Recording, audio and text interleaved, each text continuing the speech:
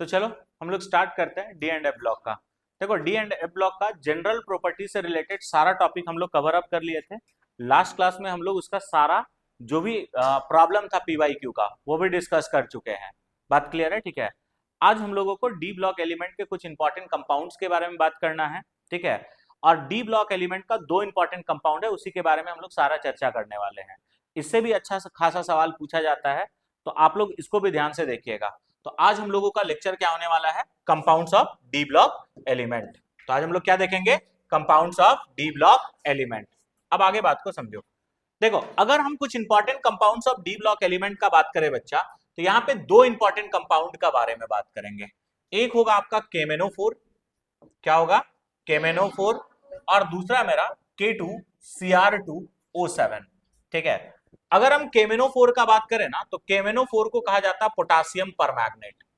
क्या कहते हैं इसको? पोटासियम परमैग्नेट। वही अगर हम K2Cr2O7 का बात करें तो इसको कहते हैं पोटासियम डाइक्रोमेट। इसको क्या कहते हैं? Potassium dichromate. ठीक है।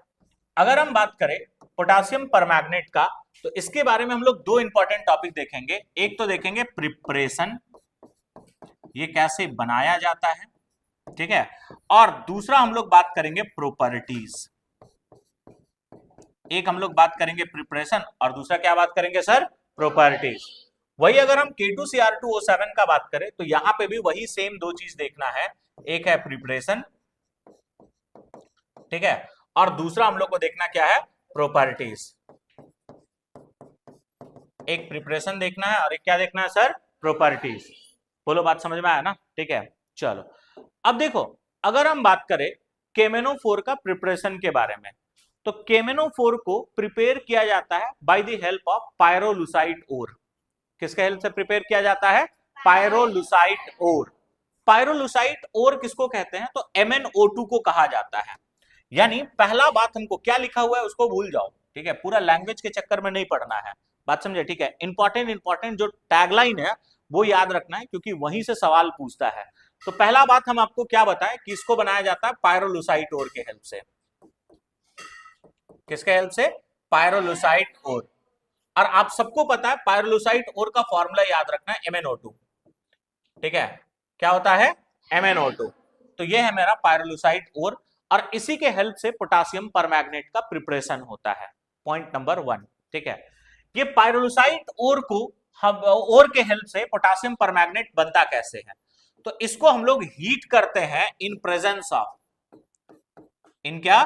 Presence of. ठीक है। किसके प्रेजेंस में हीट किया जाता है? KOH plus O2। KOH और O2 के प्रेजेंस में हीट किया जाता है। बाबू कभी कभी ना ये जो मिक्सचर है KOH और O2 का, इसको हम लोग कहते हैं फ्यूजन मिक्सचर। क्या कहते हैं? Fusion mixture. इसको हम लोग फ्यूजन मिक्सचर के नाम से भी बुलाते हैं। बात समझ आया? ठीक है। अब चलो हम लोग इसका प्रिपरेशन के बारे में बात करते हैं। इसमें जो जो रिएक्शन इन्वॉल्व है उसके बारे में बात करते हैं। देखो एक बात सुनो, प्रिपरेशन में हम जितना भी रिएक्शन बताएंगे ना उसमें कुछ कलर चेंज बताएंगे। रिएक्शन को आपको कलर के साथ याद रखना है। और हम ऐसा क्यों बोल रहे हैं, आगे चल करके कुछ क्वेश्चंस कराएंगे तो ये बात आपको अच्छे से क्लियर हो जाएगा कि ऐसा हम आपको क्यों बोल रहे हैं। बात समझ आया? ठीक है। देखो, अगर हम पायरोलुसाइट ओर का बात करें ना, तो पायरोलुसाइट ओर को लेते हैं जो कि है MnO2। ठीक है। इसको हम लोग फ्यूजन मिक्सचर के साथ रिएक्शन कराते हैं, यानी KOH और किसके साथ में? O2 के साथ। बात क्लियर है? ठीक है। तो यहां पे एक ग्रीन कलर का सब्सटेंस बनता है। एक ग्रीन कलर का क्या बनता है? सब्सटेंस, जिसको हम लोग बोलते हैं K2MnO4। क्या कहते हैं? K2MnO4। ये ग्रीन कलर का सब्सटेंस है। साथ ही साथ यहां से क्या बाहर निकलता है? H2O। क्या निकलता है? H2O। तो ये बनता है। अब तुम कहोगे सर आप तो हमको सिखा रहे थे KMnO4 बनाना, आप बना दिए K2MnO4। हम बोलेंगे थोड़ा सा सब्र करिए। ठीक है। ये जो K2MnO4 है ना, इसका नाम होता है पोटासियम मैग्नेट। क्या होता है सर? Potassium magnet. अब आगे इसका कलर भी याद रखोगे। ये पोटासियम मैग्नेट भैया का कलर होता है ग्रीन। कैसा कलर का होता है? ग्रीन। बच्चा यहाँ पे एक आयन होता है, वो आयन होगा ये MnO4 2 माइनस। क्या होगा बताओ? MnO4 2 minus. इस आयन को हम लोग बोलते हैं मैग्नेट आयन। इसको हम लोग क्या कहते हैं सर? Manganate ion. बात समझे? ठीक है। तो बेसिकली ये जो पोटासियम मैग्नेट का कलर ग्रीन है ना, वो यही मैग्नेट आयन के वजह से होता है। Manganate ion basically green colour का होता है और वही पूरा सॉल्यूशन का भी कलर, ठीक है, के लिए रिस्पॉन्सिबल होता है। अब ये जो मैग्नेट आयन है, इसको हम लोग को चेंज करना है पर मैग्नेट आयन में। मैग्नेट आयन को किसमें चेंज करना है? पर मैग्नेट आयन में। अब कैसे बदलते हैं इसको देखो। तो मैग्नेट आयन को पर मैग्नेट आयन में बदलने का दो तरीका है। या तो इसको एसिडिक हाइड्रोलिसिस कराओ। एसिडिक हाइड्रोलिसिस कहने का मतलब समझ में आ रहा है? एसिड के प्रेजेंस में वाटर के साथ रिएक्शन कराओ, तो वो तुम्हारा पोटासियम मैग्नेट किसमें बदल जाएगा? पोटासियम पर मैग्नेट में। या फिर मैग्नेट आयन किसमें बदल जाएगा? पर मैग्नेट आयन में। तो पहला तरीका है, हम लोग यहां पे क्या करने वाले हैं? कन्वर्जन ऑफ, क्या देखने वाले हैं? Conversion of manganate ion. क्या देखने वाले हैं? मैग्नेट आयन इनटू पर मैग्नेट आयन, इनटू पर मैग्नेट आयन, पर मैग्नेट आयन। चलो ठीक है। तो पहला तरीका है एसिडिक हाइड्रोलिसिस कराना। यानी तुम क्या लो, ये जो मैग्नेट आयन है MnO4 2 माइनस, इसको एसिडिक हाइड्रोलिसिस कराओ, H+ के साथ रिएक्शन करा दो, ठीक है। और H+ और यहां पे लिख रहे हैं एक्वस। H+ एक्वस कहने का मतलब क्या है? H+ एसिड को रिप्रेजेंट कर रहा है और एक्वस भैया किसको रिप्रेजेंट कर रहा है? वाटर को। बात क्लियर है? ठीक है। तो ये तुरंत किस में कन्वर्ट हो जाएगा? ये कन्वर्ट हो जाएगा MnO4 माइनस में, ठीक है। इस रिएक्शन को भी तुम कलर के साथ याद रख लेना। इसका कलर क्या होता है सर बताओ? ग्रीन। कौन सा कलर का होता है? ग्रीन। और इसका कलर होता है पर्पल। क्या होता है? पर्पल। ये बात को याद रखना। बात क्लियर है? ठीक है। तो पोटासियम मैग्नेट को, ठीक है, पोटासियम परमैग्नेट में बदलने का पहला तरीका है एसिडिक हाइड्रोलिसिस। पहला तरीका क्या है? Acidic hydrolysis. अब चाहो तो इस रिएक्शन को ऐसे भी लिख सकते हो, कोई दिक्कत नहीं है। K2MnO4 को हम लोग, ठीक है, H2O के साथ रिएक्शन कराते हैं। मीडियम किसका रख लेंगे? एसिड का। एसिडिक मीडियम रखेंगे तो ये किसमें चेंज हो जाएगा बताओ? KMnO4 में। किसमें चेंज हो जाएगा? KMnO4। तो चाहे इस फॉर्म में रिएक्शन याद रखना या फिर इस फॉर्म में रिएक्शन याद रखना, दोनों बात बराबर है। बात क्लियर है? ठीक है। ये तरीका है, ठीक है। लैब में अगर तुमको पोटासियम मैग्नेट को पोटासियम परमैग्नेट में बदलना है ना, तो एक और तरीका है, उसके बारे में हम बात करते हैं। तो लेबोरेटरी मेथड क्या है देखो। दूसरा तरीका पोटासियम मैग्नेट को पोटासियम परमैग्नेट में बदलने का, वो है बाय इलेक्ट्रोलाइटिक ऑक्सीडेशन। बाय क्या है? Electrolytic oxidation. Electrolytic oxidation. चलो, अगर हम इलेक्ट्रोलाइटिक ऑक्सीडेशन कराएं तब भी, ठीक है, पोटासियम मैग्नेट किसमें बदल जाएगा? पोटासियम परमैग्नेट में। और ये मेथड का यूज किया जाता है लेबोरेटरी में। यूज इन क्या? लेबोरेटरी। लेबोरेटरी। बात समझ आया? ठीक है। अब आगे सुनो। ये भैया मेरा है MnO4 2 माइनस, जिसको हम लोग बोल रहे हैं मैग्नेट आयन। इस पे अगर इलेक्ट्रिक डिस्चार्ज दिया जाए, इलेक्ट्रिक डिस्चार्ज कहने का मतलब समझ में आ रहा है ना? इसके ऊपर में इलेक्ट्रिसिटी छोड़ा जाए, ठीक है। तो अगर यहां पे हम इलेक्ट्रिक डिस्चार्ज दे, क्या दे सर? इलेक्ट्रिक डिस्चार्ज, ठीक है। तो इलेक्ट्रिक डिस्चार्ज देने से ये जो MnO4 2 माइनस है वो किसमें बदल जाएगा? MnO4 माइनस में। यानी पोटासियम पर मैग्नेट जो है वो किसमें बदल गया? पोटासियम पर मैग्नेट में। बात क्लियर है? ठीक है। तो ये तरीका था प्रिपरेशन ऑफ पोटासियम पर मैग्नेट। ये तुम्हारा पूरा जो प्रोसेस बताया है वो क्या बताया है? प्रिपरेशन ऑफ पोटासियम पर मैग्नेट। बात समझ आया ना? ठीक है।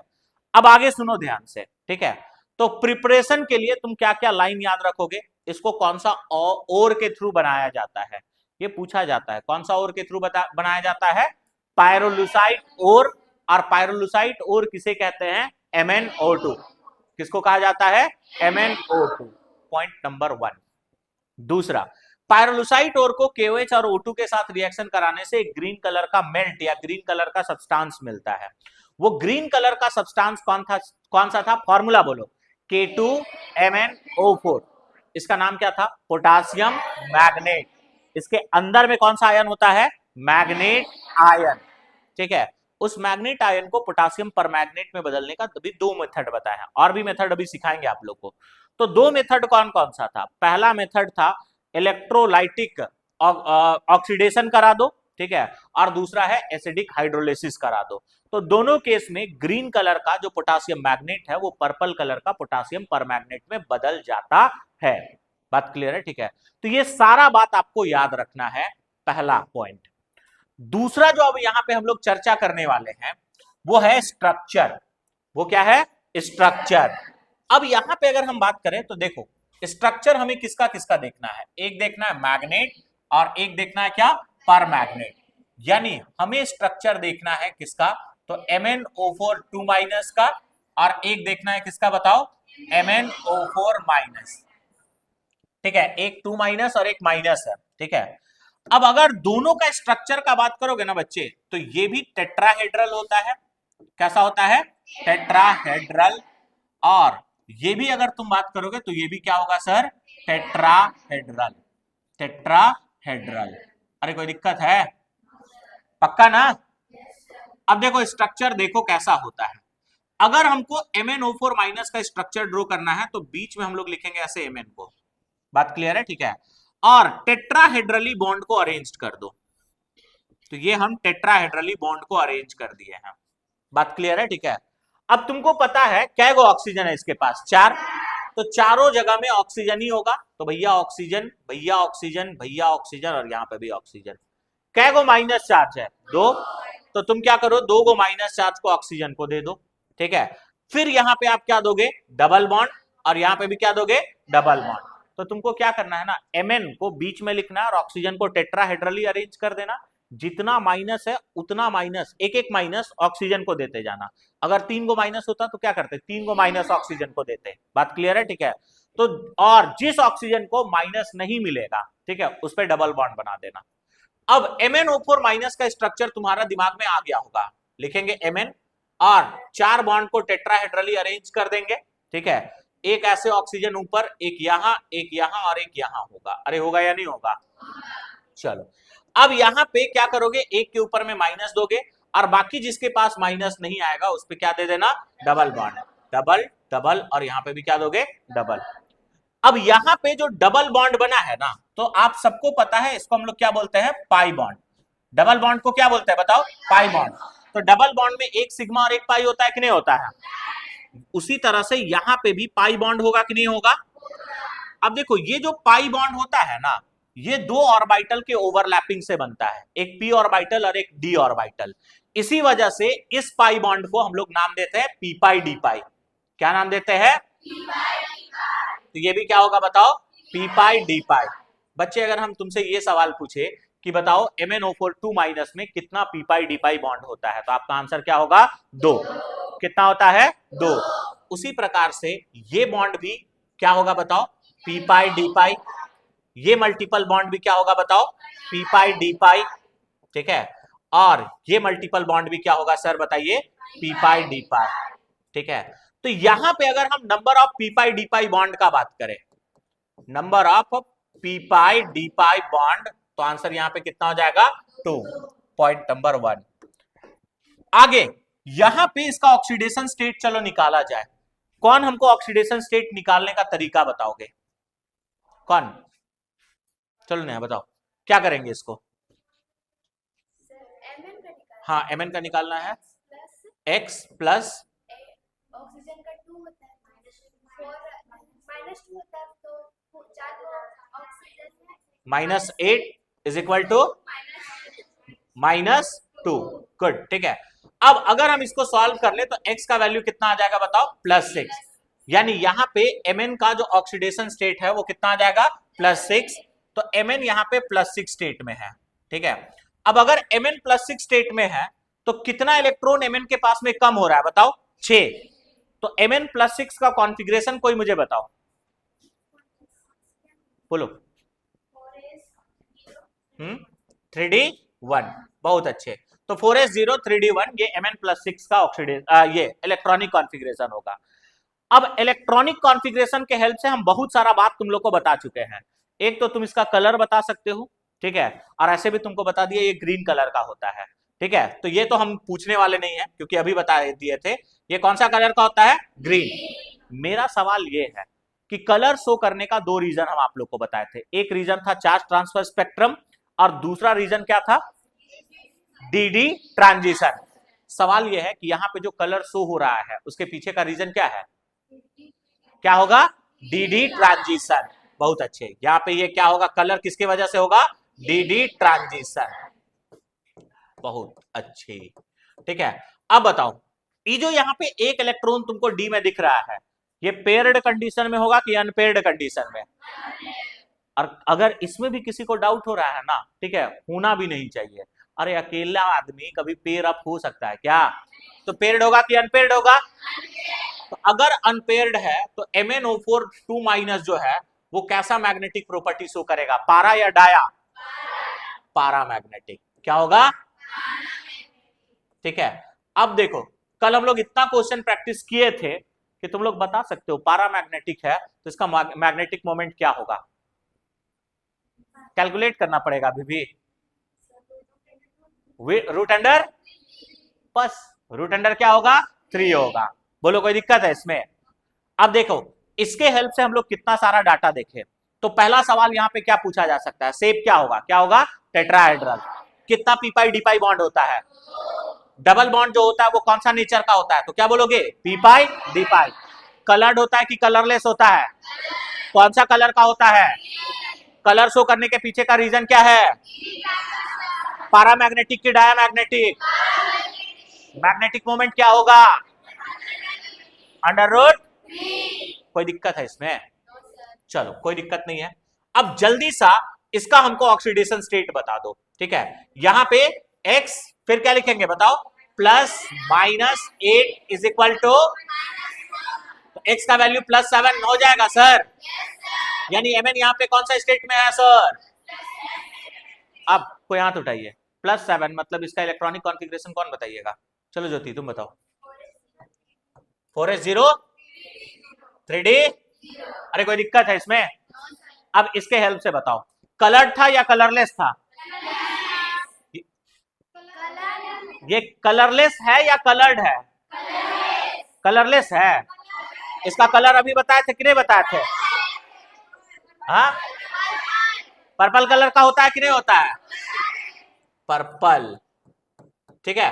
और यहां पे हम क्या बोलेंगे, कलर्ड, ये तो हम पहले भी बताए थे, पर तुम लोग हो गजनी, ठीक है, अरे गजनी भी बोलना फिर दिक्कत होगा ना, अरे भाई Mn+7 स्टेट में है, ठीक है, बट इस कंपाउंड का तो कलर होता है ना, ठीक है, D0 है, ठीक है, तो यहाँ पे एक और फेनोमेना बताए थे ना, ठीक। अब यहाँ पे जो कलर शो कर रहा है इसके पीछे का रीजन क्या है, चार्ज ट्रांसफर स्पेक्ट्रम, ठीक है, तो यहाँ पे होगा क्या, charge transfer spectrum, charge transfer spectrum. कोई दिक्कत है इसमें, चलो कोई दिक्कत नहीं है।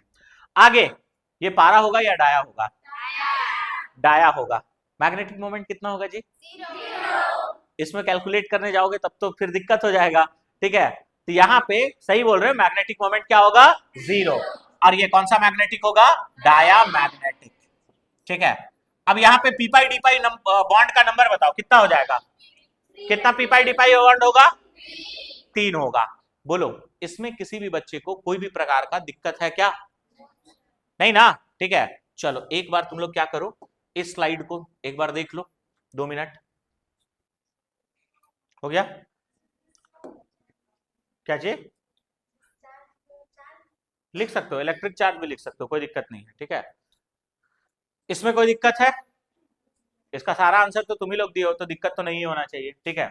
अब देखो कभी कभी ना ये सबसे भी तुमको दे सकता है क्वेश्चन, देखो K2MnO4 को KMnO4 में बदलने का कुछ और मेथड हम बताते हैं, ये याद रखना, इससे सवाल पूछा जा सकता है, ये जेई पॉइंट ऑफ व्यू से काफी इंपॉर्टेंट है, ठीक है। देखो अगर हम बात करें तो K2MnO4 को, ठीक है, अगर तुम H2SO4 के साथ रिएक्शन कराओगे, किसके साथ, H2SO4, तो ये बदल जाता है तुम्हारा KMnO4 में, ठीक है, प्लस MnO2 में, प्लस किसमें, MnO2। बात क्लियर है ना, ठीक है। नेक्स्ट अगर बात करोगे इसी प्रकार से, अगर हम बात करें तो K2MnO4 को यदि हम CO2 के साथ रिएक्शन कराएं, किसके साथ, CO2, ठीक है, तो यहां पे भी अगर बात करोगे तो ये बदलेगा KMnO4 में, ठीक है, और साथ ही साथ यहां पे MnO2 रिलीज करेगा। बात क्लियर है ना, ठीक है। तो यहां पे क्या देखा गया कि जब इस रिएक्शन को हम बैलेंस करते हैं ना, तो देखो यहां से ये जो Mn है ये तो एक तरह से वेस्ट हो रहा है कि नहीं हो रहा है, ठीक है। तो जब इसको हम बैलेंस करते हैं तो क्या दिखाई देता है, आफ्टर बैलेंसिंग, आफ्टर क्या, बैलेंसिंग, ठीक है, हमको दिखाई देता है कि 1/3 molecule of Mn, 1/3 molecule of क्या, Mn, ठीक है, 1/3 Mn इज लॉस्ट, ठीक है, 1/3 Mn क्या कर रहा था, लॉस्ट हो रहा था, लूज हो जा रहा था, ठीक है। इसी वजह से हम लोग कुछ अल्टरनेट मेथड ढूंढने लगे जिससे K2MnO4 को KMnO4 में बदला जा सके। बट ये रिएक्शन को याद रखना, ये रिएक्शन डायरेक्टली पूछा जा सकता है। बात क्लियर है, ठीक है। अल्टरनेट मेथड क्या है, इसको देखो, अगर तुम K2MnO4 को ओजोन के साथ रिएक्शन कराओ, किसके साथ, ओजोन के साथ, तब भी ये KMnO4 में बदल जाता है, तब भी ये किसमें बदल जाता है, KMnO4, और साथ ही साथ यहां पे निकलता है KOH और O2, KOH और क्या मिलता है, O2। बाबू ये तुम्हारा PYQ में पूछा गया सवाल है, इसलिए ध्यान रखना। बात क्लियर है, ठीक है। आगे अगर तुम बात करोगे और, तो यहां से अगर तुम देखोगे तो K2MnO4 को अगर तुम क्लोरीन के साथ भी रिएक्शन कराओगे ना, ठीक है, तब भी ये किसमें बदल जाएगा, तो ये बदल जाएगा KMnO4 प्लस KCl में, प्लस किसमें बदलता है, KCl। अब एक सवाल यहां से ये पूछा जा सकता है कि अपना O3 और अपना Cl2 यहां पे किसके जैसा एक्ट कर रहा है, ऑक्सीडाइजिंग एजेंट या रिड्यूसिंग एजेंट।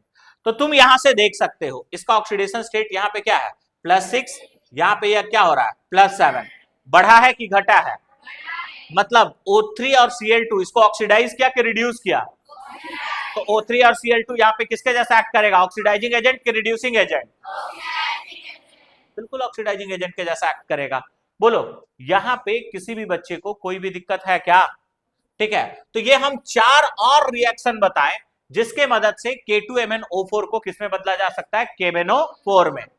ये दोनों रिएक्शन का डीमेरिट क्या था, तो ये दोनों रिएक्शन का डीमेरिट ये था कि बैलेंसिंग के बाद हमको पता चल रहा था कि यहां से Mn का लॉस हो रहा है। इसी को प्रिवेंट करने के लिए हम लोग O3 और क्या लेते हैं, Cl2, और इस रिएक्शन से तुम्हारा Mn का लॉस नहीं होता है, यहां से Mn कभी भी बाहर नहीं निकलता है। बोलो बात समझ में आया, कोई दिक्कत है इसमें। चलो एक बार ये रिएक्शन को भी देख लो, अगर कुछ डाउट है तो फिर पूछना।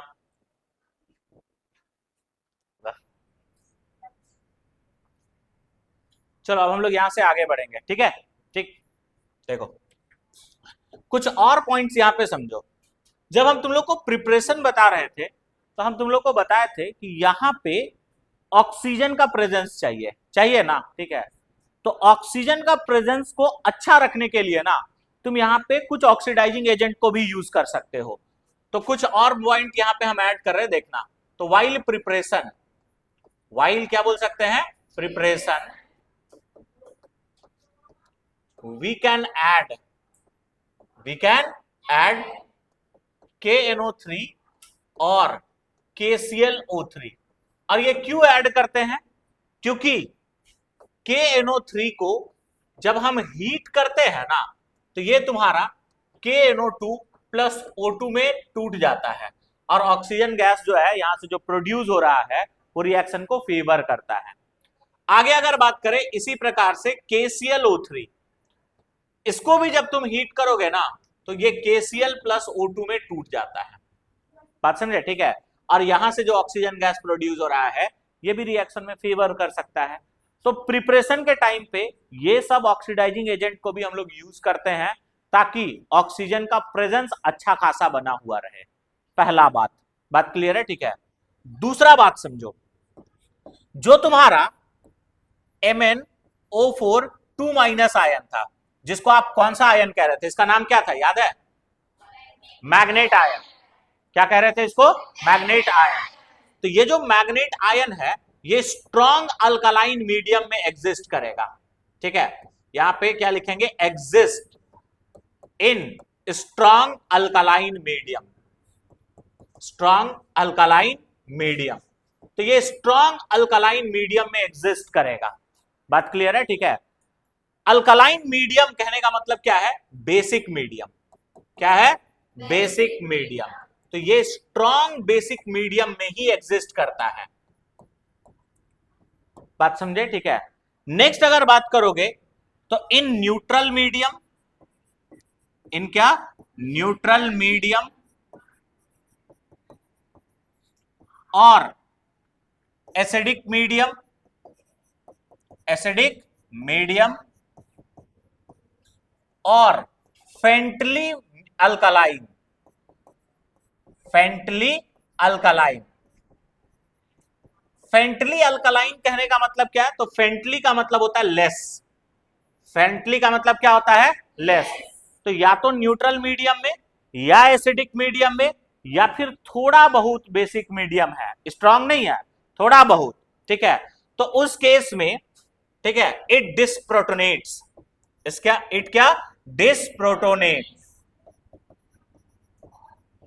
ये क्या हो जाता है? डिसप्रोटोनेट हो जाता है।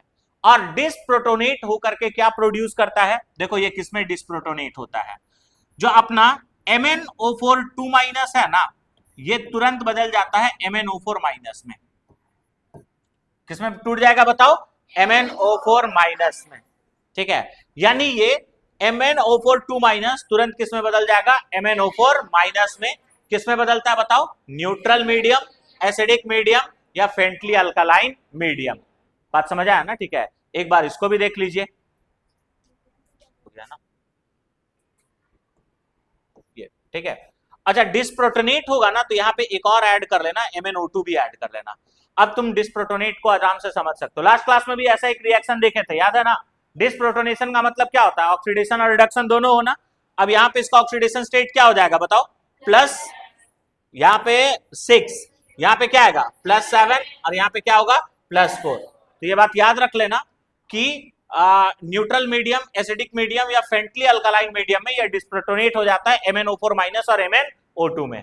बात क्लियर हो गया? कोई दिक्कत है इसमें? चलो अब हम लोग आगे बढ़ते हैं। नेक्स्ट देखो, oxidation reaction in acidic medium. अब बात को समझिए, ठीक है। इससे पहले हम कुछ और पॉइंट एक्सप्लेन करते हैं।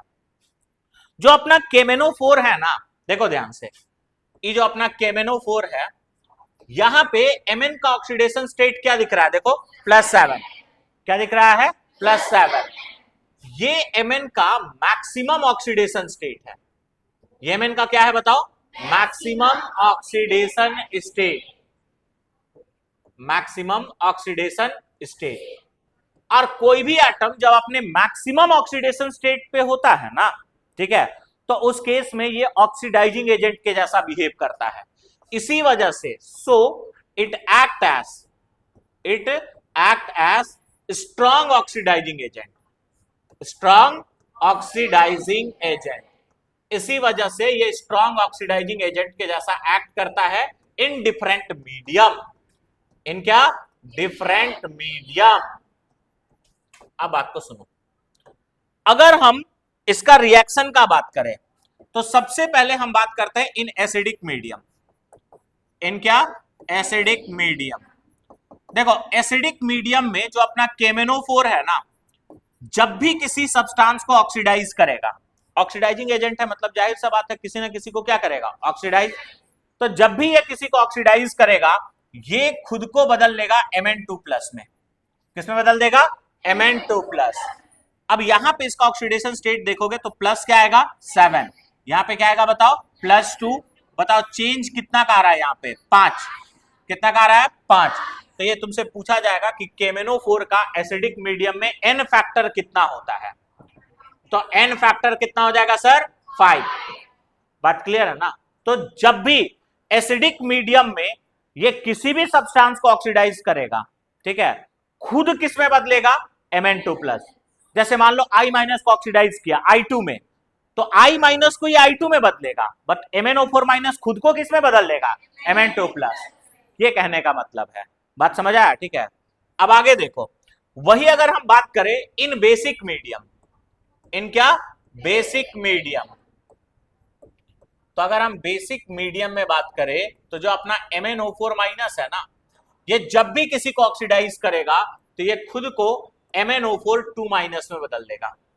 किसमें बदल जाएगा, MnO4 2 माइनस। इसका ऑक्सीडेशन स्टेट अगर बात करोगे तो कितना है, +7, इसका क्या आएगा, +6, यहां पे चेंज निकालोगे कितना का आएगा बताओ, 1 का। यानी इस पे अगर तुम बात करोगे बेसिक मीडियम में n फैक्टर का, तो बेसिक मीडियम में n फैक्टर कितना हो जाएगा सर, 1। नेक्स्ट अगर बात करें इन न्यूट्रल मीडियम, इन क्या बात करें, neutral medium. Sir neutral medium में अगर हम बात करेंगे ना, तो न्यूट्रल मीडियम में क्या होगा, इसको देखो। अगर न्यूट्रल मीडियम में बात करें तो जो अपना MnO4 माइनस है ना, जो अपना क्या है, MnO4 माइनस, जब भी किसी को ऑक्सीडाइज करेगा MnO2 में बदल जाएगा। किस में बदल जाएगा, MnO2। इसका ऑक्सीडेशन स्टेट यहाँ पे क्या आएगा, +7, यहाँ पे इसका ऑक्सीडेशन स्टेट क्या आएगा बताओ, +4। और अगर ऑक्सीडेशन स्टेट का चेंज का बात करोगे तो चेंज कितना का आएगा, 3। यानी न्यूट्रल मीडियम में इसका n फैक्टर कितना होता है सर, 3 होता है। बोलो बात समझे ना, ठीक है। तो अलग अलग मीडियम में इसका ऑक्सीडेशन रिएक्शन तुम लोग देख लिए। देखो अलग अलग मीडियम में ये दूसरे सब्सटेंस को ऑक्सीडाइज करेगा, बट खुद किस में बदलेगा ये याद रख लेना, ठीक है। एसिडिक में Mn2 प्लस में बदलेगा, बेसिक में MnO4 2 माइनस में, और न्यूट्रल में MnO2 में। बात समझे ना, ठीक है। तो ये सारा कहानी था ऑक्सीडेशन रिएक्शन का, बात क्लियर है, ठीक है। अब अलग अलग मीडियम में इसका ऑक्सीडेशन रिएक्शन देखते हैं। तो अब हम लोग देखने वाले हैं KMnO4 का ऑक्सीडेशन रिएक्शन एसिडिक मीडियम में। KMnO4 का ऑक्सीडेशन रिएक्शन कौन सा मीडियम में, एसिडिक मीडियम। क्या हुआ, इसको क्लोज कर दो, वो चल ही रहा होगा, ठीक है। चलो अब हम लोग देखेंगे ऑक्सीडेशन रिएक्शन इन कौन सा मीडियम बताओ, एसिडिक मीडियम। एसिडिक मीडियम में यदि ऑक्सीडेशन रिएक्शन का बात किया जाए, ठीक है, तो एसिडिक मीडियम में देखो हम एक साथ रिएक्शन को बताते फिर बैलेंस करके भी बताएंगे। ये रहा मेरा MnO4 माइनस। तो देखो एसिडिक मीडियम में ये कौन कौन सा रिएक्शन शो करता है। पहला, ये I माइनस के साथ रिएक्ट करेगा। किसके साथ रिएक्ट करेगा, I माइनस के साथ। तो एसिडिक मीडियम में ये I माइनस को किस में बदल देता है, I2 में। किस में बदलेगा, I2 में।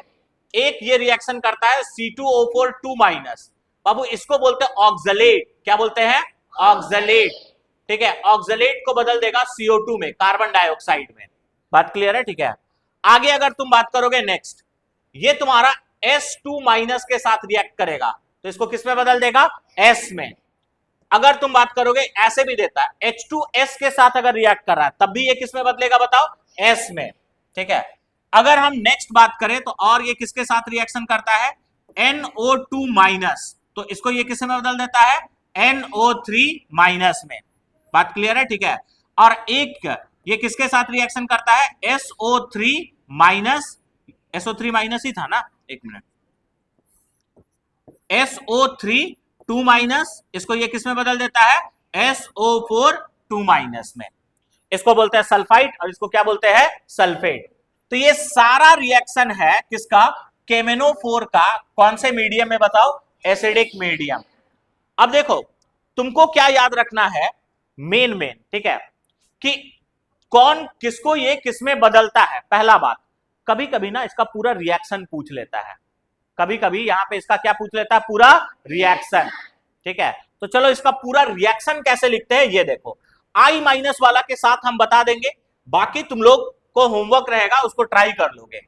जैसे अगर हम बात करें MnO4 माइनस, जब ये किसके साथ रिएक्ट करेगा बोलो, I माइनस, तो मीडियम तो एसिडिक है, हाँ या ना। तो MnO4 माइनस खुद को किसमें बदल लेगा बताओ, Mn2 प्लस, और I माइनस को किसमें बदलता है, I2 में, ठीक है।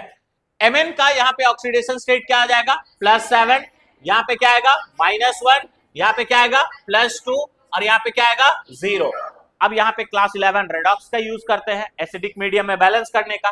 तरीका तुमको सिखाए थे, पहले ऑक्सीडेशन नंबर का चेंज निकालोगे, अरे हाँ या ना, कितना का चेंज, कितना का चेंज, 1 का, ठीक है, जो भी एटम ऑक्सीडाइज और रिड्यूस हुआ है उसको पहले बैलेंस करो। Mn1 आयोडीन 1 आयोडीन 2, तो यहां पे क्या लिखोगे बताओ 2, तो इसको किससे मल्टीप्लाई करना होगा 2, तो नेट चेंज कितना आ जाएगा 2, कितना आएगा 2। अब जो भी चेंज आया उसको क्रॉस मल्टीप्लाई करते हैं जी, तो क्या आ जाएगा बताओ 2MnO4 minus plus 10I minus, ये किस में बदल जाएगा sir 2Mn2 plus plus 5I2, अरे इसमें बदलेगा ना, चलो इसमें बदल गया।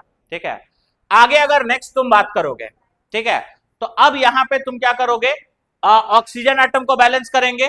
तो बताओ इधर कितना ऑक्सीजन दिख रहा है तुमको, 4 दूनी 8, इधर एक भी नहीं दिख रहा है तो 8H2O, इधर 8 दूनी क्या हो गया 16, तो इधर कितना H प्लस ऐड करोगे 16H प्लस, ये तुम्हारा कंप्लीट बैलेंस रिएक्शन हो गया। इस तरह से करके लिखते हैं।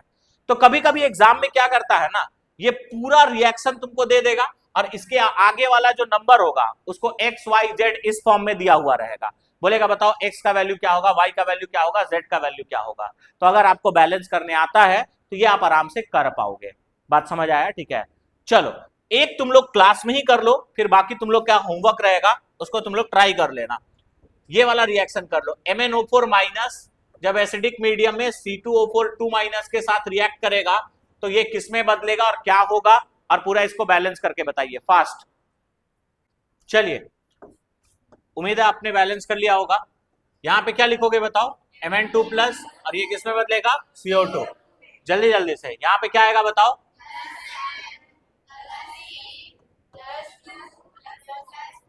एटम बैलेंस करते हैं, यहां पे क्या देना होगा, अरे देना होगा 7 से 2 गया, कितना का चेंज 5, इंटू क्या कर लोगे, सॉरी 1 करेंगे ना तो डायरेक्टली 5 लिख लेते हैं, 3 से 4 गया, कितना गया है, इंटू क्या करना होगा, दैट इज क्रॉस मल्टीप्लाई करो तो क्या आ जाएगा 2MnO4 minus plus 5C2O4 2 minus, फिर अगर बात करोगे तो यहां से क्या लिखोगे 2Mn2 plus plus 10CO2, 5 into 2 10 होगा ना, 2 इंटू 4 8, 5 28 होगा कि नहीं होगा, इधर 20 है, कितना कम पड़ रहा है 8, तो 8H2O लिखेंगे, ठीक है, और इधर क्या लिख लेंगे बताओ 16H प्लस, यही होगा ना, तो ये तुम्हारा बैलेंस फॉर्म हो गया।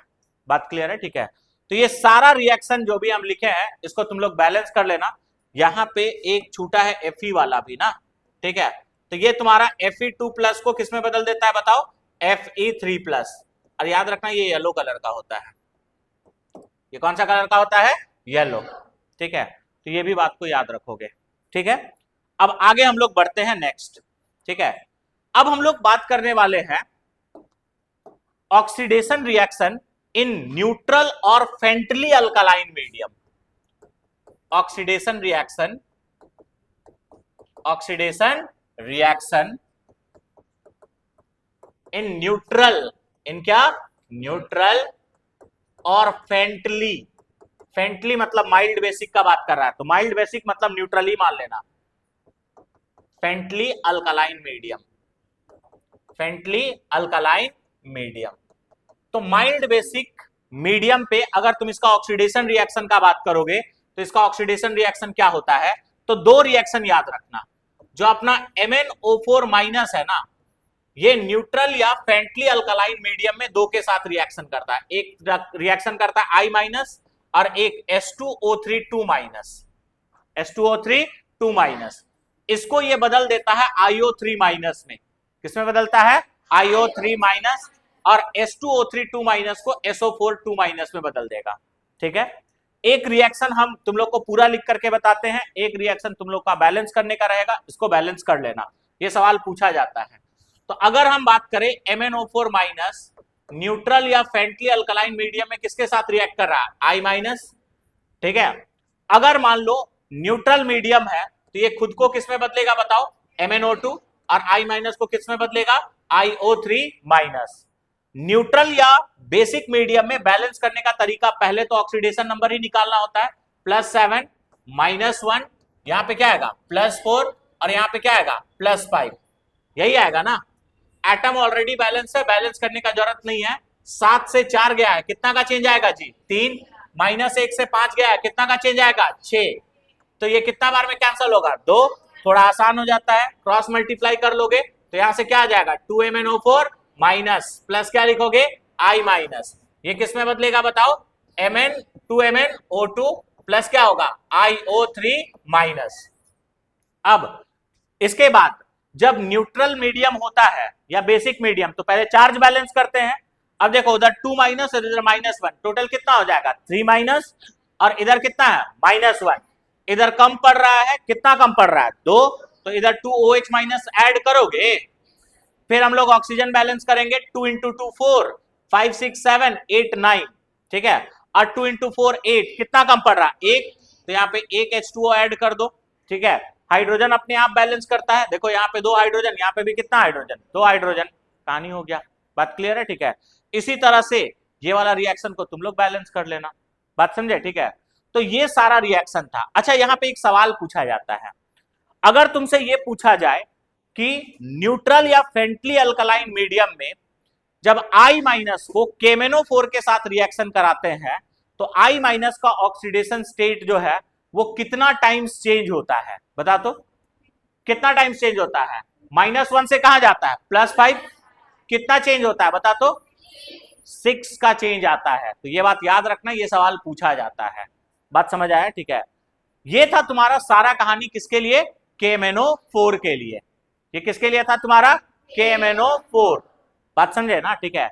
अच्छा, एक और रिएक्शन एनसीईआरटी में मेंशन्ड है, इसको भी याद रख लेना। अगर तुम Mn2+ आयन को इसके साथ रिएक्शन कराओगे ना, H2O8 इसको बोलते हैं पर ऑक्सो डाइसल्फेट, ठीक है। इसको क्या बोला जाता है? पर ऑक्सो डाइसल्फेट, ठीक है। तो ये जो Mn2+ दिख रहा है ना, ये कन्वर्ट हो जाता है MnO4 माइनस में, और जो H2O8 है ये कन्वर्ट हो जाएगा किसमें? SO4 माइनस में। तो ये सब कुछ कुछ रिएक्शन है, इसको तुमको याद रखना है, बात क्लियर है, ठीक है। अब यहां पे एक लास्ट रिएक्शन बचता है जो कि है हीटिंग ऑफ KMnO4। क्या है सर? Heating of KMnO4। तो हम लोग KMnO4 का हीटिंग इफेक्ट देखने वाले हैं। अगर KMnO4 का हीटिंग इफेक्ट का बात करोगे ना, तो हम KMnO4 लेते हैं, और ये सवाल जेई में पूछा गया है इसलिए काफी इंपॉर्टेंट है, याद रखना। KMnO4 को अगर 513 केल्विन पे हीट किया जाए, ठीक है, तो अब बताओ इसका कलर क्या होता है सर? पर्पल। इसका कलर क्या होता है? तो ये बदल जाता है K2MnO4 में। किसमें बदलेगा? K2MnO4। ये होता है ग्रीन कलर का। क्या होता है? Green colour. ये फिर बदलता है MnO2। किसमें बदलता है? MnO2। और साथ ही साथ यहां से कौन सा गैस बाहर निकलता है? O2। कौन सा गैस बाहर निकलता है? O2 गैस, ठीक है। तो हीटिंग इफेक्ट ऑफ KMnO4 भी तुम लोग याद रखोगे, बात समझ आया, ठीक है। तो ये कुछ रिएक्शंस है, इसमें अगर कुछ दिक्कत है तो पूछो, अगर कुछ बात ना समझ में आया हो तो। चलो, इसमें कोई दिक्कत नहीं है ना? ये वाला रिएक्शन को तुम लोग खुद से बैलेंस करके देख लेना। चलो आगे बढ़ते हैं हम लोग, ठीक है। ये MnO2 का जो कलर है ना, ये ब्राउन कलर का होता है, ये भी याद ही रख लेना। कौन सा कलर का होता है? ब्राउन, ठीक है। अब जो भी हम लोग पढ़े हैं अभी तक, उससे रिलेटेड कुछ छोटा छोटा सवाल है, जल्दी से हम लोग उसको प्रैक्टिस करते हैं। पहला सवाल देखो क्या बोल रहा है, which of the following arrangement does not represent the correct order of the property stated against it. कौन सा अरेंजमेंट जो है वो करेक्ट ऑर्डर, मतलब देखो ब्रैकेट में प्रॉपर्टी दिया हुआ है, वो प्रॉपर्टी के रिस्पेक्ट में कौन करेक्ट ऑर्डर को नहीं रिप्रेजेंट कर रहा है, वो तुमसे पूछा है। अगर तुम पहला बात करोगे, ठीक है, तो पैरामैग्नेटिक बिहेवियर बोल रहा है ना, ठीक है। Fe2+ का अगर बात करोगे तो Fe2+ में नंबर ऑफ अनपेयर्ड इलेक्ट्रॉन कितना हो जाएगा? 4। Mn2+ में कितना होगा? यहीं पे गलत हो गया, ठीक है। हमको पता है कि जो Fe2+ होता है उसमें 4 अनपेयर्ड इलेक्ट्रॉन है, Mn2+ में 5, तो Mn2+ का पैरामैग्नेटिक प्रॉपर्टी ज्यादा होगा एज कंपेयर टू क्या तुम्हारा? Fe2+, जबकि यहाँ पे Fe2+ का ज्यादा दिया है, यही तुम्हारा सही नहीं होगा, इसलिए आंसर कौन सा हो जाएगा? ए। बाकी तुम्हारा आयनिक साइज में तुमको पता है, स्टेटमेंट ही लिखा गया, लेफ्ट टू राइट चलने से बढ़ता है, वो यहाँ पे है। Stability of in aqueous solution, ये भी हम लोग देखे हुए थे। नेक्स्ट अगर बात करें ऑक्सीडेशन स्टेट में भी अगर बात करोगे, मैग्नीज का ज्यादा होता है, फिर क्रोमियम, फिर टाइटेनियम, और सबसे कम किसका होता है? स्कैंडियम। तो इस क्वेश्चन में किसी को कोई दिक्कत है क्या? ये जेईई मेंस 2013 का क्वेश्चन था। आगे अगर बात करोगे यहां पे the statement incorrect about interstitial compound, last class में हम आप लोग को बताए थे ना, इंटरस्टिशियल कंपाउंड से रिलेटेड कौन सा स्टेटमेंट इनकरेक्ट है, बताओ तो कौन सा हो जाएगा? They are chemically reactive. अच्छा, केमिकली रिएक्टिव नहीं होता है तो क्या होता है? ये केमिकली इनर्ट होता है। बहुत अच्छे। आगे अगर हम बात करें, in the following the one which has both transition metal ion are colourless, मतलब कौन सा में दोनों जो है वो कलरलेस स्टेट में होगा? ए नंबर, क्योंकि D0 को हम लोग क्या बोलते हैं? कलरलेस, और ये भी D0 होगा और ये क्या होगा? D10, D0 और D10, ठीक है। तो यहाँ पे आंसर कौन सा हो जाएगा? ए। बट इस क्वेश्चन में थोड़ा सा मिस्टेक है, Zn2 प्लस ट्रांजिशन नहीं है, ठीक है, यहाँ पे ट्रांजिशन नहीं देना चाहिए था क्वेश्चन में, ठीक है। ये भी सवाल पूछा हुआ था 2022 में। आगे अगर हम बात करें नेक्स्ट, ठीक है, अब तुमको हम क्यों रिएक्शन को कलर के साथ में याद रखने बोलते थे, यहां पे पढ़ो, आंसर करना।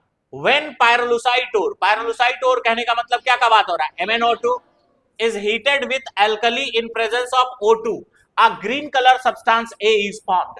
A कौन सा होगा बता तो? ग्रीन कलर सब्सटेंस क्या बनेगा? A K2MnO4, and on further acidic hydrolysis it changes into purple color substance B. Name substance A and B. तो A तो K2MnO4 होगा और B क्या हो जाएगा बताओ? KMnO4, यही होगा ना जी? ठीक है, इसी वजह से हम बोले थे कि रिएक्शन को किसके साथ में याद रखना है तुम लोग को? कलर के साथ में। बात क्लियर है? ठीक है। अब ये सवाल अभी हम ये रिएक्शन को अभी कुछ देर पहले तुम लोग को बताए हैं। क्या बोला है? When a purple color substance A is heated at 517 Kelvin, हम तो वहां 13 लिख दिए थे, क्या वहां 17 ही होगा कि 513 होता है? 517 होता है ना? अच्छा, एक बार देख लेना, यहाँ पे सुधार लो। 517, ठीक है, तो 517 केल्विन पे इसको हीट करते हैं। चलो, तो उस केस में ये एक ग्रीन कलर का सब्सटेंस ए में बदलता है। डार्क ब्लैक नहीं लिखना, डार्क क्या होगा? ब्राउन, ठीक है। Dark brown solid B is dark brown solid और C is a diamagnetic gas. Name substance A B and C, ठीक है। अब तुमको साफ साफ पता है, ए पर्पल कलर का सब्सटेंस क्या हो जाएगा बताओ? KMnO4। ग्रीन कलर का सब्सटेंस बी यानी कौन हो जाएगा बताओ? K2MnO4, यही होगा ना? और सी, ठीक है, डायमैग्नेटिक गैस कौन सा हो जाएगा? O2, ठीक है। अरे sorry, brown solid, dark brown solid कौन होगा बताओ? MnO2, यही होगा ना? और लास्ट अगर बात करोगे, एक डायमैग्नेटिक गैस होगा, वो कौन सा होगा बताओ? O2 gas. तो ऐसा तुमसे क्वेश्चन पूछा जाता है, इसी वजह से हम आपको बोले थे किसके बारे में करना, ठीक है, कलर के बारे में, रिएक्शन को कलर के साथ रिएक्शन को याद रखना। तो ये सारा कहानी था किसका? KMnO4 का। बात क्लियर है? ठीक है, यहां तक किसी बच्चे को कोई दिक्कत है क्या? नहीं ना? चलो, तो यहां तक कोई दिक्कत नहीं है, तो आगे अब हम लोग आगे देखेंगे। Thank you.